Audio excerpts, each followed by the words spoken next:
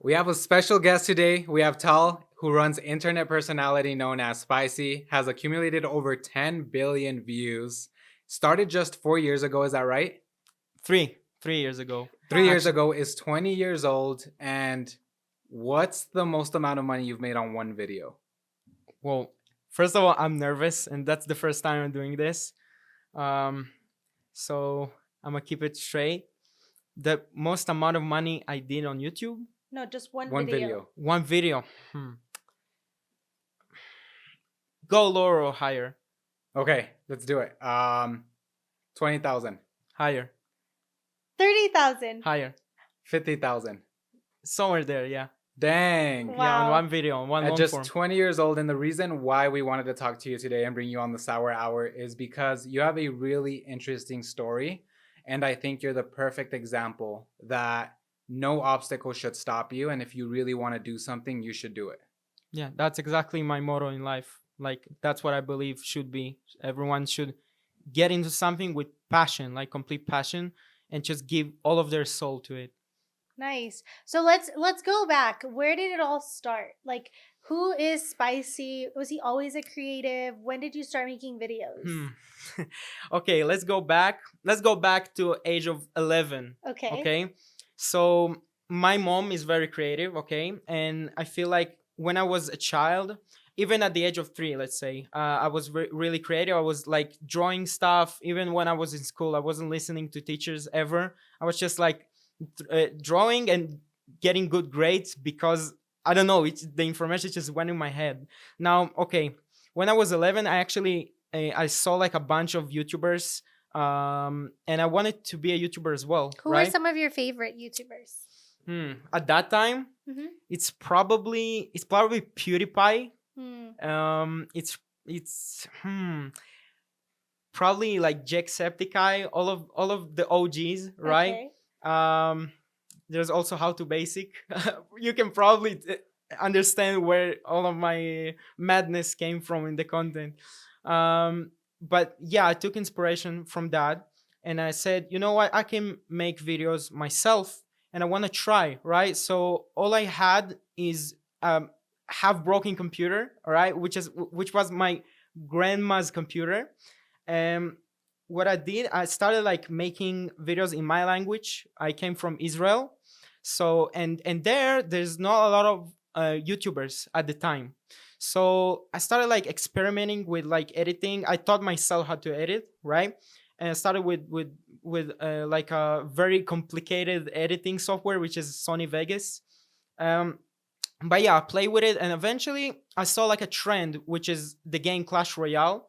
In Israel, it was like kind of a big thing. So I kind of said to me, okay, you know what? Let's just do this, and I want to have fun with it. So Was it like games, or what type of content was your first? so type of it was content? games. It was Okay. games because that's the only thing that I saw. Like it was games, PewDiePie playing games, Markiplier playing games, whatever it was.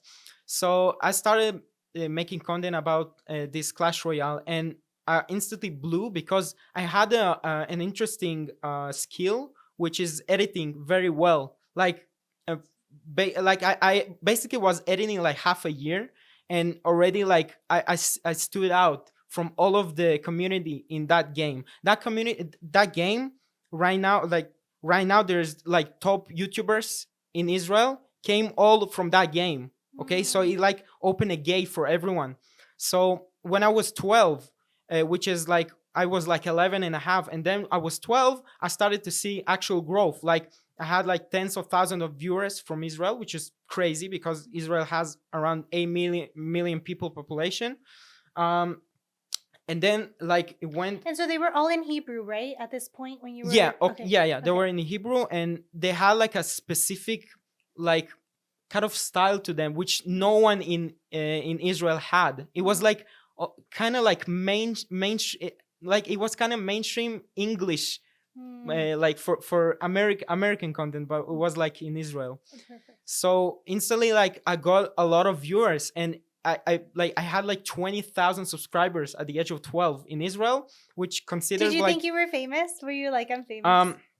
I didn't think I saw it because a lot of kids always like came up to me. Even like I went to the furthest point in Israel where barely someone lives, and even there, like people, oh, that's him, right? Um, and then like then it stopped. Like I stopped it because like I didn't see it like as something that I want to do long term. I kind of got distracted because I got a new computer and I started like gaming a lot, right? And from there I just didn't want to be a YouTuber. That was actually like my lowest point in life. Like I started like gaming a lot and just like not taking care of myself and just being very insecure and stuff. Like Well, you're also a teenager. You can't be too hard on yourself. You're also a teenager. yeah, right? it was 15 years old. Like Yeah. a lot of teenagers trying to run away from reality. Also, like I had like a acne problem and stuff. Like I wasn't like well, and I wanted to like run away from every social thing, right? It got me to a point where I said like maybe I should try do this again in Hebrew, and it failed. Okay, and it failed horribly. And then like I went into So this was the second channel, brand new, starting over. no, it was the same The channel. same channel. But because I did like a break of 2 years of me just not uploading and just not even thinking about uploading, people didn't remember me, and I put all of my I put all of my work into the editing and stuff. No one cared about me, so it was like a very low point in my life. But then, I kept gaming, but then in 2021 there was like a trend which I saw by accident. Like I ran like a channel, just like compilation channel, right? And I saw by accident, like the one time I check the what your viewers watch, okay, in that channel, I was doing like viral stuff, like random stuff, and I saw like the spicy food thing. Like people love it. Like I saw so many millions of views, so I started like doing spicy compilations, and from that it allowed me to learn every creator and how he does it. And you're talking about just editing, right? Not filming. Like No, when you not say spicy, you mean spicy food, not spicy you. not spicy food in general. I saw like Spicy in Cam. There was Ramizane, a lot of OG Spice Kings, right? And there was also Luke did that, right? Which I remember like a while when I was doing those compilations, I got an idea like maybe I should do it because I learned everything about them. Like, and also I saw Luke did that, getting banned from TikTok. He had 10 million followers and got banned. I was like, okay, there's a hole that needs to be filled. Let me fill it, right? Did you like spicy food before this? Hell nah. I hate it. I was doing challenges for myself, like by myself, like eating spicy ramen, and it was horrible. It was so horrible. And compared to now, like it's whatever it is, like I can eat it like without any problem. So you came in and you stole the flow. I filled up the gap. There I we feel go. like He a filled brat. the gap. I filled the gap, and it's not like people think when you go and just start making content, you know something that other people don't know, and that's not true. My first video was horrible. What was your Horrible. first video? Tell us. Okay, my first video was me eating. Okay, it's actually on my channel, on the spicy channel. It's me eating spicy kimchi ramen, and it had an AI Asian voice. I wasn't even talking, and it's just me like giving reactions. And to how the old were food. you then? I think I was. I think I was 17. Yeah, I was 17. 17. Yeah, So I you're wasn't still even in adult. school.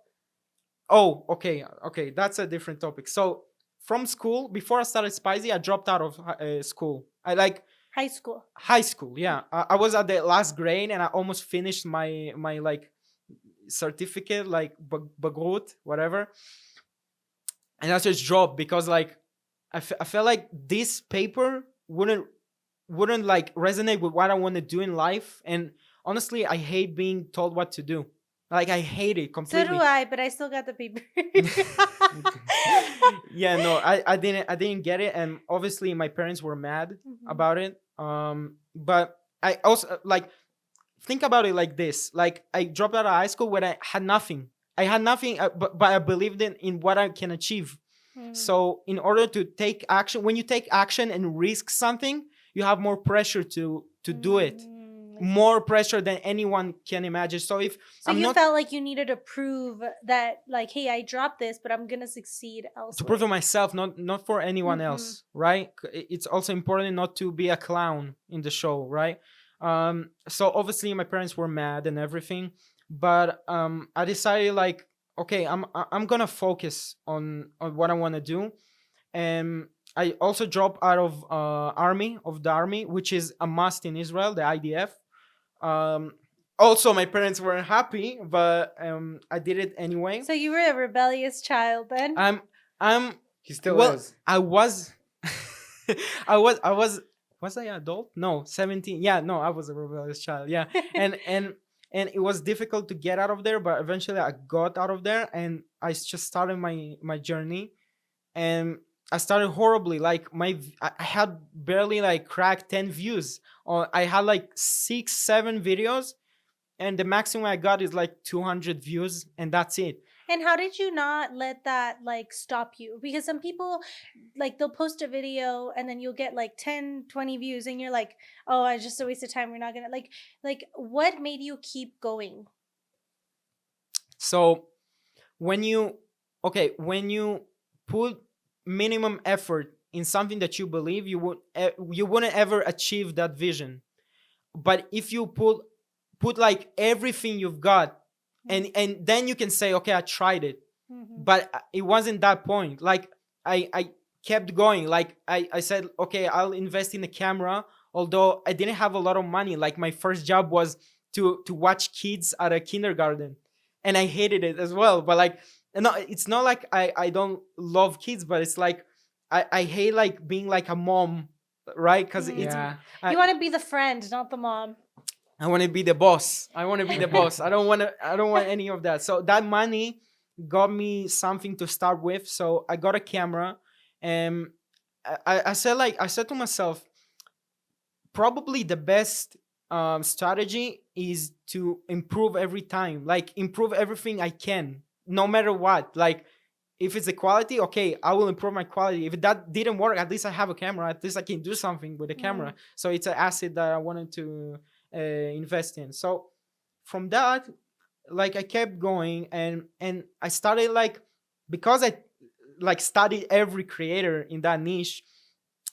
I basically like, there was a moment where I crafted this piece of him, and this piece of this creator, and just like mashed it together, and thought deeply about how I'm gonna be unique.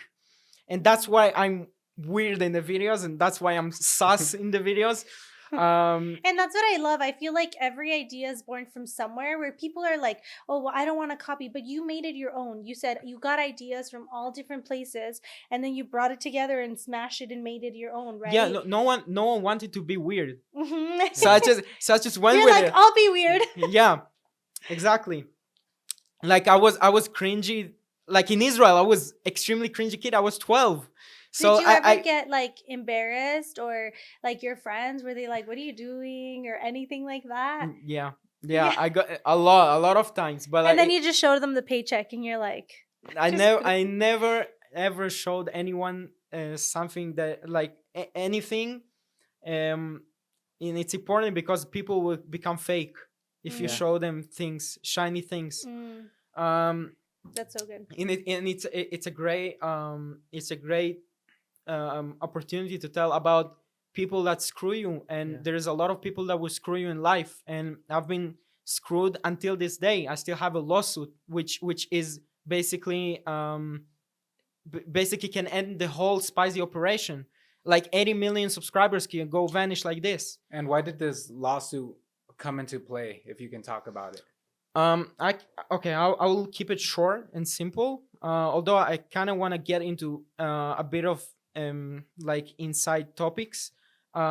so there was this guy when I started Spizee, because I had that resume of me being like an Israeli young, like very popular creator. Um, he saw that potential in me, I guess, and took me like and forced me into his program. Like he said, I'm gonna help you with that in this and this and this. And I'm still a kid. I didn't learn any life experience. So I'm just okay, great. Why don't he like help me with things? Like I guess you can, okay, fine. But then the first red flag was that he wanted like a big percentage of what I started, right? um and I was like, no, I it's basically I'm doing everything, you're just managing me, you shouldn't do that. Yeah. And And it's hard to have those conversations too. Like it's uncomfortable, right? To even like yeah, but I got manipulated because young. I was young, a little kid, Mm. and didn't know anything. And eventually he got that cut. I couldn't argue with him, so Mm. he got that. Like we kept going. At first I thought I never got to experience more people and how they manage and everything, so I thought he was a good person to do that with. And he did the absolutely minimum. He did almost nothing and takes like a huge cut of what I do. So okay, let's put that to the side and let's like keep going with the with what I did with the channel. So Yeah. Something I did want to ask you is what was the turning point for you? Because you said you were failing, you were getting minimal views, but at what point did you upload that video where you realized like this is it, like it's happening? it was on TikTok. There was one video when I did like uh, a popular trend with the spicy stuff. Like if someone dares me to eat something, so I just created like a fake bubble message. And okay, I eat takis like this, peppers like this. Although like I almost died. Like at first, my first videos were like me using the one chip challenge, Satan's blood. Like I said, like okay, I'm gonna do super extreme. That's what's gonna work. Didn't work, right? It didn't work. And you But were in pain while you were I doing was it. I was in pain mentally and physically, but I really believed in it. Like it was fun to me to create. A lot of people don't understand. Like if you want to be a creator, you gotta feel it. You gotta feel like it's fun for you. If it's not gonna be fun for you, eventually you're gonna quit. So how did you deal with the people or the people that were your friends judging you? Like how did you ignore that or how did you put it aside? I I abandoned a lot of people, a lot of friends on the way. And I just like I don't know, like I had my own bubble, which I just kept going with whatever I want. I did whatever I want. I don't care what they say. Mm. You can call it like egotistic or something, but I feel like it's a healthy ego to have. Mhm. Yeah. And I've never been to Israel before, right? But the area that you grew up in, is it wealthy, poor, It's not wealthy and it's not poor, Like in the but middle. somewhere in the middle? yeah, but I myself I didn't have anything like And do you think that that adds to like maybe the envy? Because they say people want to see you do good, but not better than than them. them. Yeah. So it's almost uh, like me and Mel have felt that pressure here, but I can't imagine it like in a different country. And then you like, you're not just famous in Israel, like you're worldwide famous. Like 10 billion views is nothing to mess with. And I'm pretty sure you have fans from almost every country. Yeah. Yeah, there is a lot of there is a weird culture in Israel. Well, uh, there's a culture where everyone can be nice to you, but they can be like also kind of like I don't know, that's my experience with people around me, that they all can be nice but they have like a mask. And everything is also like pretty hard to succeed in Israel. Everything is expensive. There's a lot of competition. I would argue that there is, compared to its size of Israel, there's more competition than in the US, in my opinion.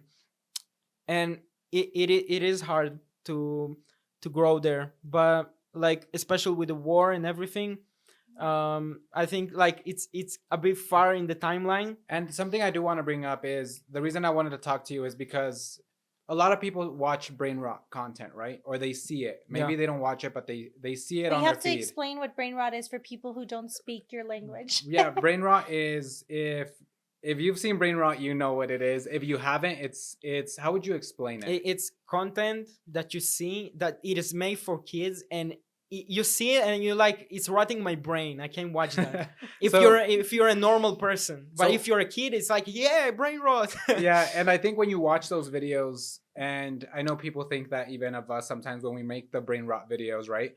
Like when I see those videos, I don't think like, oh, this. I don't think the average person thinks like, oh, Spicee's this genius or this marketing like expert, right? And I think when you look at the behind the scenes of who you are, what you're doing, the numbers you're producing, And the work it takes. I mean, he analyzes other people. He takes in what he needs to improve. He said he's constantly analyzing his channel because a lot of people, you look at it and like, oh, they're just being silly on camera. yeah, But there's so much more thought behind that goes into making the content. Yeah, people think it's really, really easy to produce content as mine. Like I will. Let's reveal a secret. It takes me an hour to do a regular short, just a film, yeah. and they edit like 6 hours. Yeah, and something that stuck to me is the first time you came out here, actually. I remember, In June, July. I think it was in the summer. The first time you came out here, it was just supposed to be a collaboration, right? Yeah.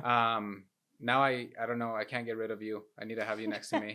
But the first time you came out here, you were telling me about how you have to ship a lot of candy to Israel to film your videos because it's made in other countries or they only have it in the US and you're course. following these trends. So now you're spending several $100s in shipping. And then I remember your flight getting delayed and you not knowing when you were gonna come because It was there was- canceled always because of the war. Cancel. Like, and that to me stuck, and it's something that I want you to touch on because sometimes we have battles here that we deal with where we don't want to go to work, and just seeing you fly out of your country knowing that there's war, knowing that your family lives there, and being able to come and put on this personality, I think it just like it made me happy to see you. I feel like you bring a light to kids that might be dealing with that or going through that. You're bringing this form of entertainment and you're really an inspiration. I want you to touch Thank on you. how you do that, how you're able to come out here and be so happy and so positive.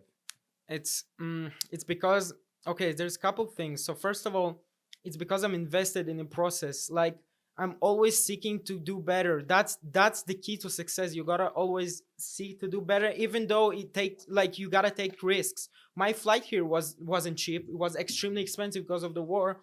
But I know that if I come here, even for 3 days, the value that I get from here is it's way more than way more money than me flying here. And to I don't listen. For me, in my bubble, everything that happens is good. Like, I believe that stress is a good thing. There's actually a study where people that think that stress is bad, they actually live less than people that think stress is good. And I wanna go to this topic. You said, like, where there's kids that struggle with all kinds of things like depression, whatever, right? I don't want to get to like too deep. Diabetes, no. Okay, I'm not an expression there, but I actually had like a period where I was like forming my how can you say it, forming my like me putting the work. Like, I didn't always want to do that. That was like battles me against myself. And it took time for me. I remember taking like cold showers for a month, like working 12 hours a day. Okay, when I was starting, I was working like 22 hours a day. I was sleeping 2 hours. I was crazy. I'm a crazy guy. You don't have to tell us that. Yeah, but here's the thing, that when you believe that stress and pressure is a good thing, you can achieve a lot of things. And I had panic attacks, I had all of these things. I went through it like a normal human being. And I love how you're sharing this because it's so real. Like, we all experience these things, but you don't let those things stop you from doing any of it. Because some people are like, oh, I'm stressed, I don't want to do this anymore. But it's part of getting where you have to be, like what you have to get through to get where you are now. Well, I believe a human can do everything he wants to do, but the obstacles, the belief that you have, let's say you believe in God, right? You can commit your whole life to Him, right? And you can act a certain way because you believe in God. Same thing can apply to everything. And it's weird to say, but those attacks, like those panic attacks, stopped completely whenever I believe that stress is my friend. And it's weird, but it works. Mm. And it is like I'm it gonna is like take that magic. tip. I'm like, every time I stress out now, I'm gonna be like, it's my friend, it's my friend. No, actually, no, it does work. And that's so, it's amazing what you can achieve with your belief. But there's a difference between believing and having an ego and arrogance, between actually doing the stuff. If you don't do the stuff, you cannot succeed. It's obvious, right? So you gotta believe really high, and do your maximum to achieve it. Like, I didn't take vacations for 2 years. I didn't go for a vacation. I hate vacations, honestly, because I'm in a state where I train my body to always work, and that's something that no one can beat me. Like, I can confidently say that no one can beat me in this game that I'm playing. Okay, because if someone can, that all respect to him.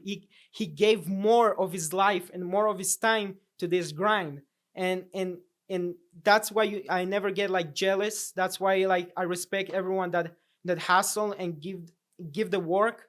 And it's all a game, it's all a competition. And if you sign that competition, you gotta go all the way.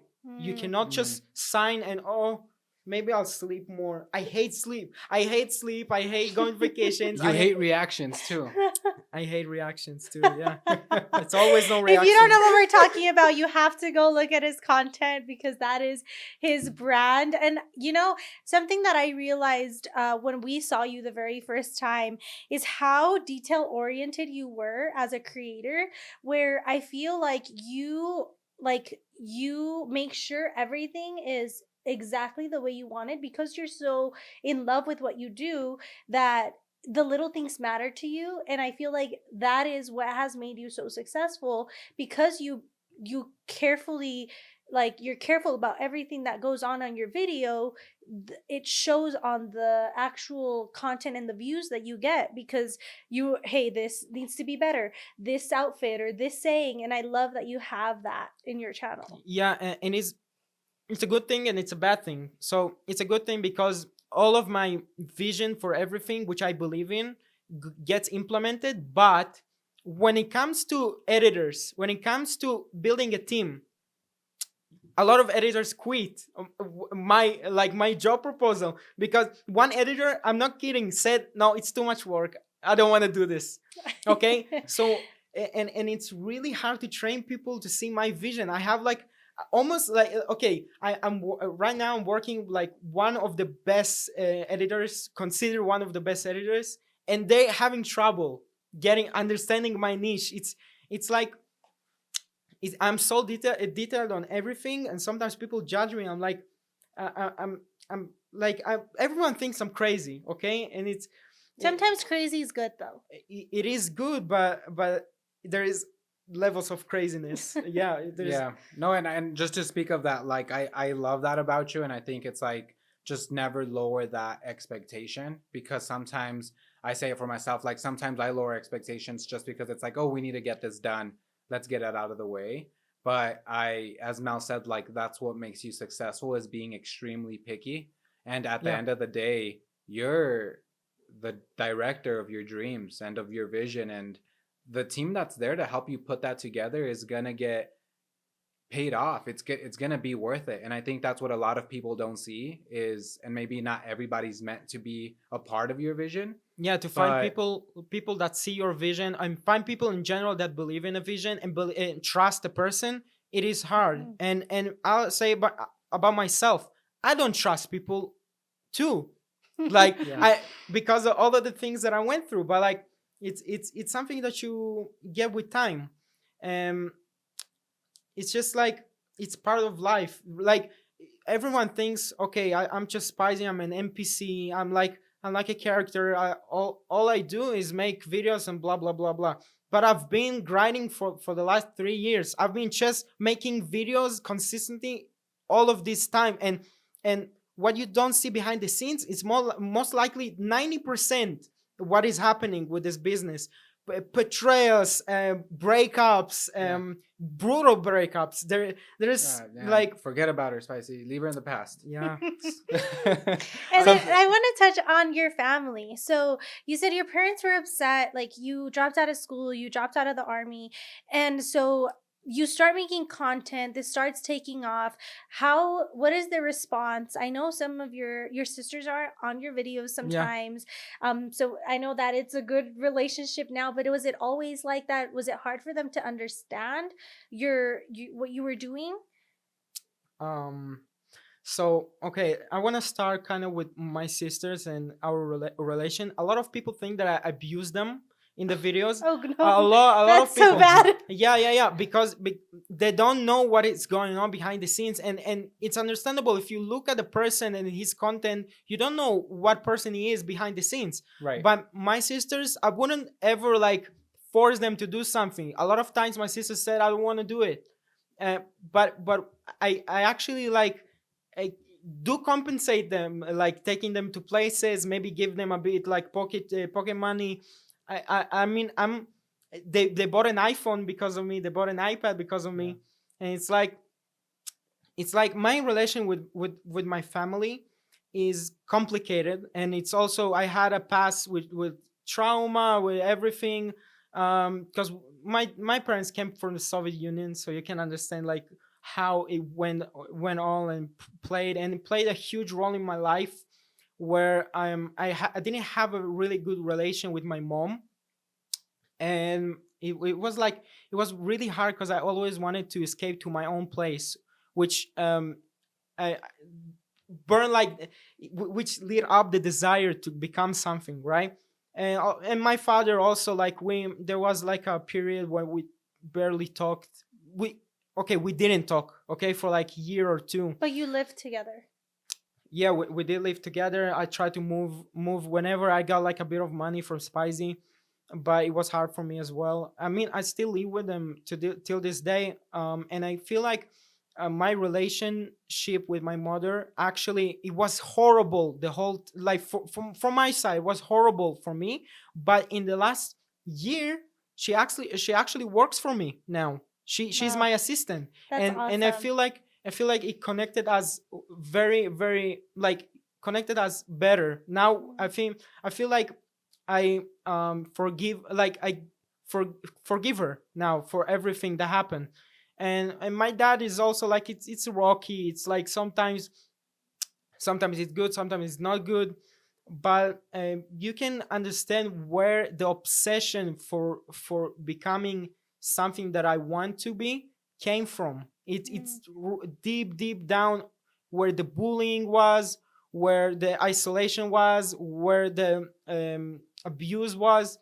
It came from there. Like, I wouldn't say in school, like I wouldn't say like I was like a bullied, but I was always in my own bubble. Always, everyone knew about it. Like, the teacher was teaching something, I was writing like comic books and give it to children, although they threw it away. It was fun for me, like, do a little shop and of stuff and sell it.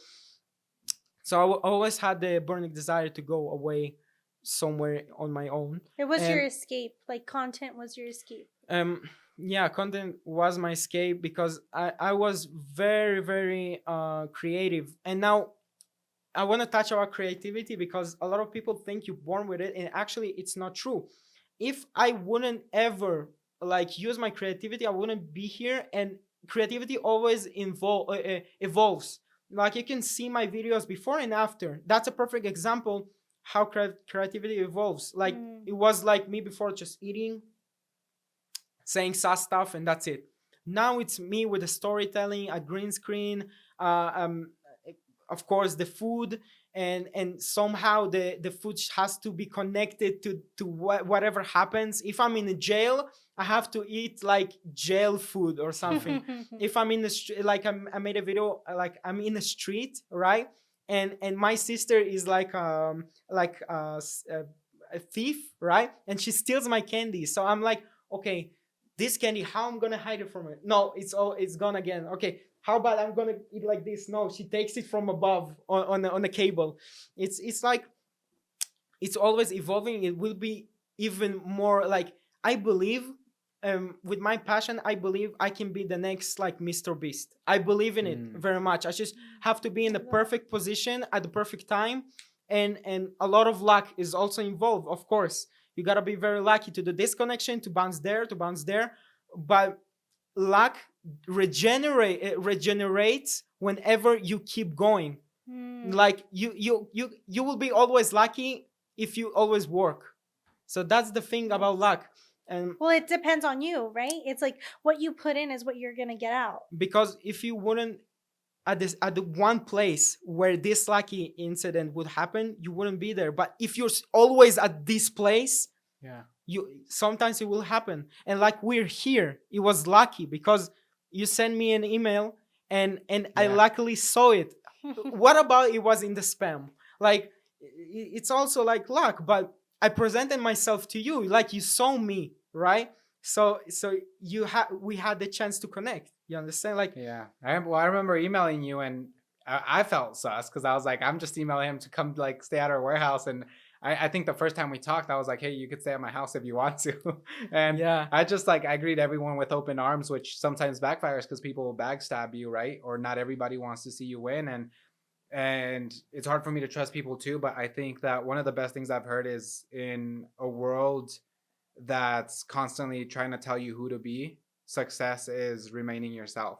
And I think like when I see you, like I don't see the backstabbings, I don't see the lawsuit, I don't see the war happening back home, and I see Spizee. I see this like amazing entrepreneur man who's really like ahead of the game, and like so young, ridiculously young. Like it's like it's something to admire. And it's like I really wanted to talk to you on this podcast because I'm not gonna lie, like I don't talk behind people's back, so I'll like be really straightforward. But when you were first here, it was a lot for me with the whole like gummy, spicy, giant taki, and you were just like go, like redo the shoot, redo the shoot. The long form. Yeah, and I was just like, what is like happening right now, right? Like I think we like worked to like what.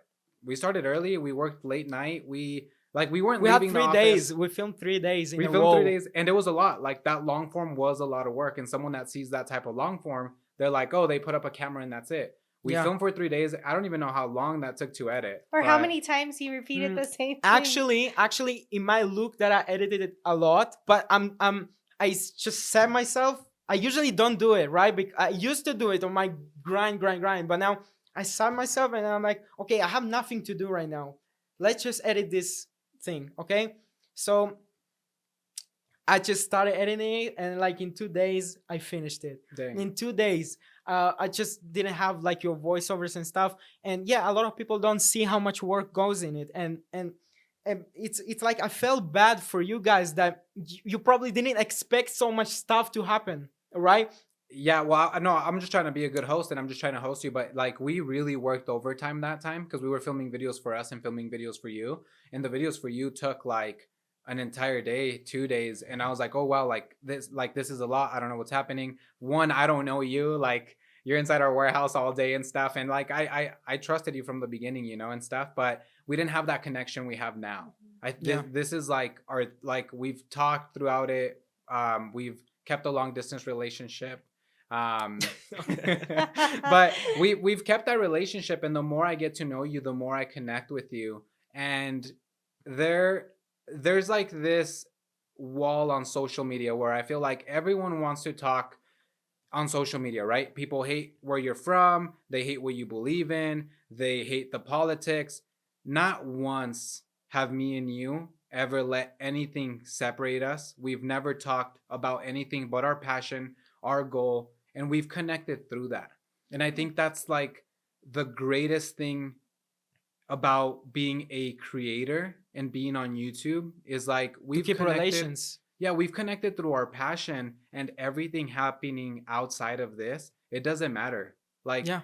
the reason I love the person you are is because of your curly hair. I mean, it's because it's it's because of who you are, your hustle. You're an awesome person, and that's all that matters at the end of the day. And it just made me think, like, me and Mel were talking and I was like, no one knows who Spizee really is, and if they did, they'd be mind blown. And something that I also want to add on, and I mean, you've talked so well about how dedicated you are and what's gotten you to where you are now.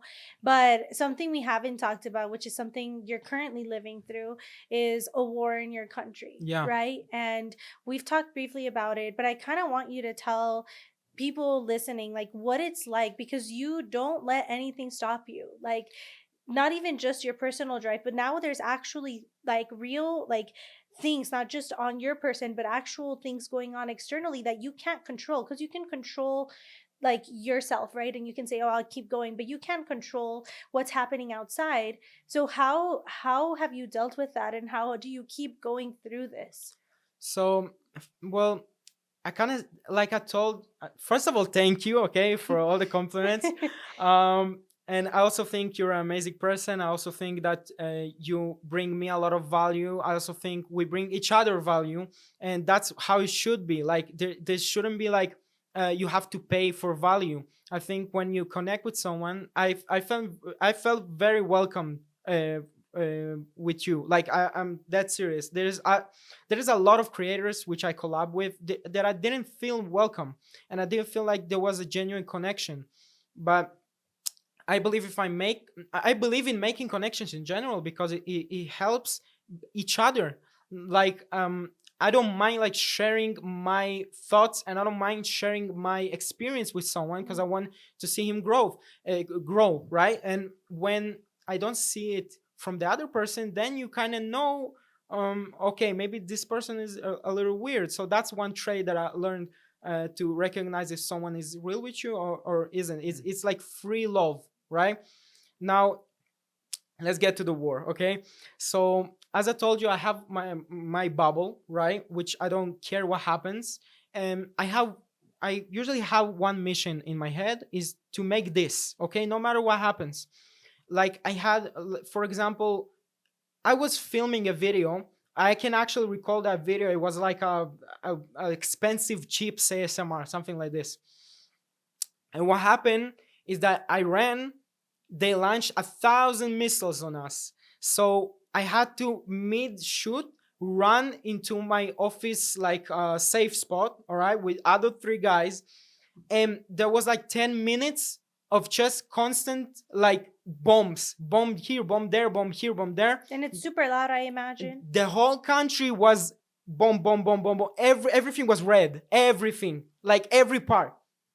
And I'm just like, okay, I didn't. It's like weird, because I didn't feel like fear. I didn't feel anything. I'm so in my bubble that, okay, whenever it finishes, I'm going back to film, To giant takis. to giant takis. Oh my gosh.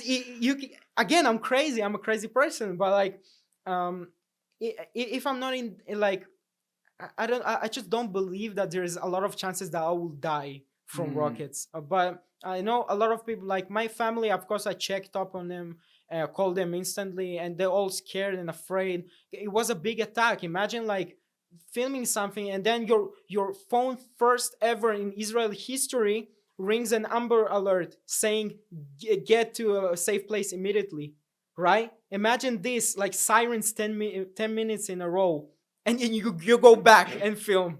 Imagine that. Wow. It's like I don't see any. I have a tunnel vision for what I need, okay? And if I'm not in a great danger, like if someone is with me with a gun, like, hey, you don't film right now, then I'm okay, I'm not gonna film. Oh but my gosh.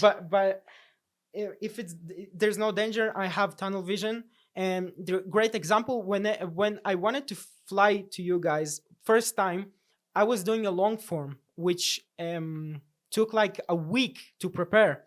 I work with a lady which makes everything, right? Before I was doing everything myself, but it became like this whole giant thing, that I needed help. So a great example is that I was like in the middle of making a video, and I had a flight in 4 hours. Okay, and then what happened?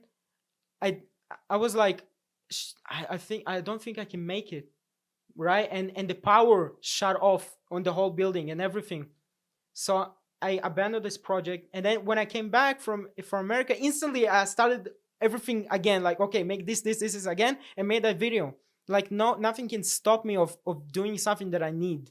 Wow. Get me? And it's like, no matter no matter what happens, like I'm always gonna stand. Like, even if my operation fails and everything, I still have the skills enough to become the next Mr. Beast. Even though even though I'm starting with 0 subscribers. Wow.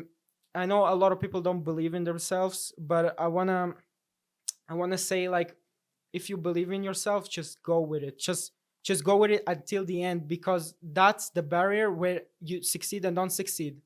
You gotta dedicate your whole life. I don't go to clubs. I don't go to hang out.